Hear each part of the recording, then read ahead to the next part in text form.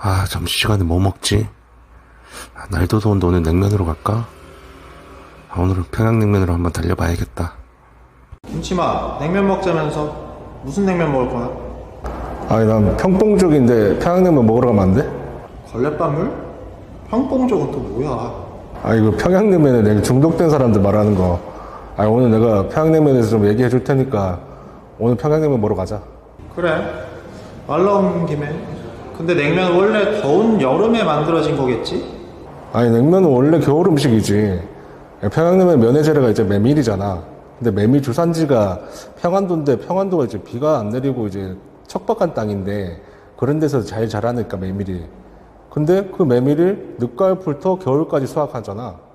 그러다 보니까 메밀이 수확하는 겨울에 그때 이제 그 메밀로 만든 국수가 이제 냉면의 시초라는 얘기가 많지. 근거 있는 얘기 맞지? 옛말에 그 조선 후기 홍성모 조상님이 지은 동국 세시기를 보면 냉면에 대한 정의가 나오거든.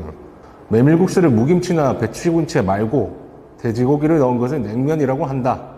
어떻게 보면 지금의 평양냉면이랑 조금 다른 그림이긴 한데 그 옛날 김치가 우리가 생각하는 그 양념장이 지금처럼 자박한 김치가 아니라 밋밋한 양념장으로 된 이제 하얀 김치도 있잖아. 물김치 같은 거. 그런 형태로 예전에 만들었던 거 생각해보면은 조선시대의 냉면은 그 그림이 맞는 것 같아. 그리고 조선시대에는 김치 냉장고가 없었을 거 아니야. 그래서 보통 늦가을에서 이제 겨울에 김치를 담갔겠지? 이래저래 보면 이제 냉면은 겨울 음식이 맞다는 얘기가 많아. 그리고 지금 또 보면 이제 서울에 있는 냉면집을 가보면 보통 이제 소고기 수육을 고명으로 내는데 남부지방에 내가 부산 여행을 가봤었거든? 근데 그때 가보니까 이제 서울처럼 이제 소고기 수육이 아니라 돼지고기 수육을 아직도 고명으로 쓰더라고. 그럼 언제부터 냉면 여름에 먹었을까? 일단은 얼음 보관하는 이제 방법이 좀 많이 개발된 게 좀 가장 큰 이유라고 생각하는데 1910년쯤에 이제 서양의 냉장고 문화가 들어왔거든? 근데 거기에서 더해서 이제 서울에도 제빈 공장이 들어오면서 한여름에도 시원한 냉면을 이제 먹을 수 있게 된 거지. 근데 이제 예전에 이제 겨울에 담은 동치미가 떨어지면 이제 냉면도 못 먹게 생겼는데 이젠 시원하게 1년 내내 먹을 수 있으니까.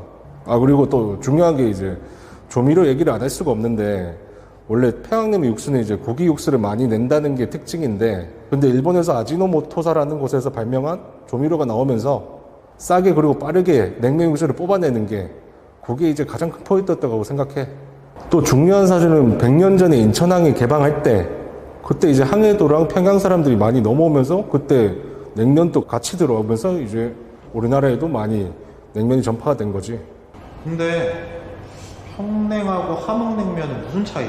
일단 비주얼적으로 보면 이제 평냉은 면발이 굵고 거칠잖아.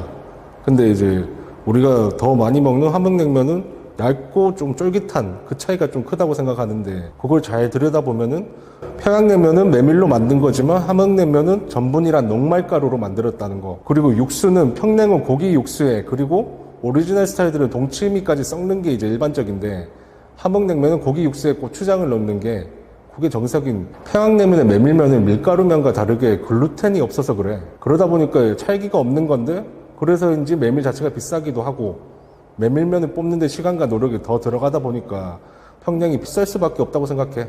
거기서 끝나는 것도 아니고 뜨거운 물로 오랫동안 반죽도 해야 되지.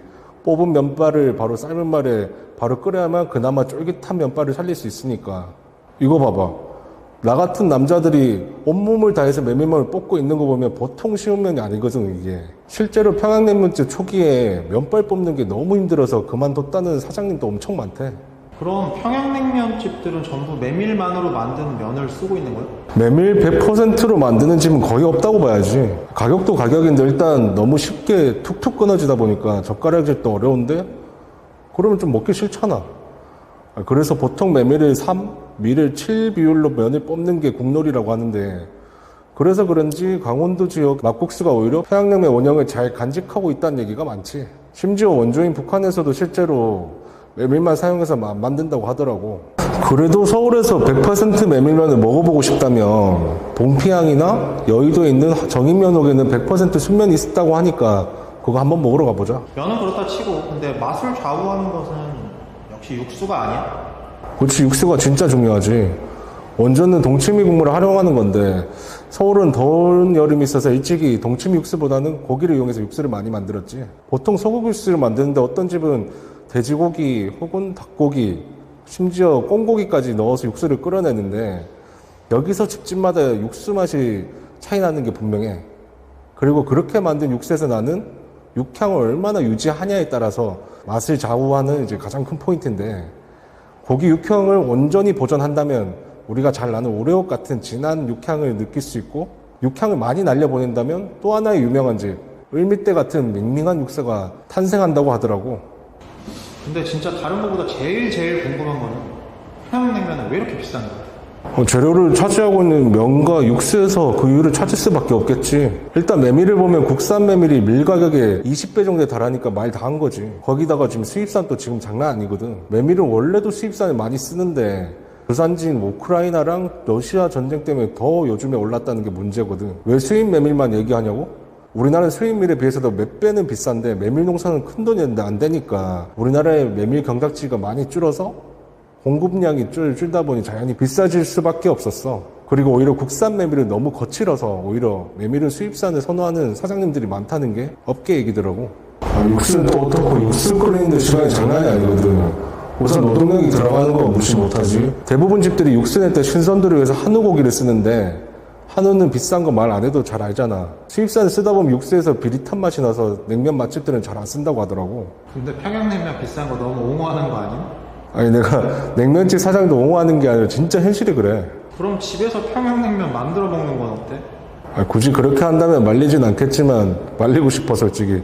아무리 레시피를 찾아봐도 빨리 만들어봤자 2시간 걸리는 게 평양냉면이야. 소고기 핏물 다시 팩에 월계 수입, 대파, 양파 손질해서 육수 끓여야 돼. 고기 넣고 또 기름기 걷어야 돼. 메밀면 삶는 것도 쉬워? 그냥 열심히 돈 벌어서 맛집 가서 먹자. 그러면 군침 개인적으로 정말 맛있게 먹은 평양냉면집 3군데만 말해줘. 난 주로 서울에서만 먹어봐서 일단 전국구 기준이 아닌 건 좀 이해해줘. 첫 번째로 오레오. 역시 이제 평양냉면 대장집이잖아. 육향이 정말 진한 곳이라 밍밍한 평양냉면 좀 그렇다는 사람들도, 초심자들도 여기 갔다 오면 평봉적으로 아마 다시 태어날 수도 있어. 두 번째는 성시경님도 극찬한 진미 평양냉면. 미슐랭집에서도 선정된 집인데 여기 평냉집들도 역사에 따라 세대로 나누더라고. 진미 평양냉면은 2세대. 평냉 맛집 중에서 가장 돋보이는 집 같아. 참고로 오레오는 1세대 맛집. 근데 너무 유명한 데만 말하는 거 아니고? 마지막은 사람들이 많이 모를 수도 있는데 목동에 있는 평미가 많이 안 알려져 있긴 한데 여기 진짜 강추한다 내가. 평양냉면 도장깨기 리스트에 들어가야 되는 집이라고 생각해. 오늘 맛있는 이야기는 여기까지 하자.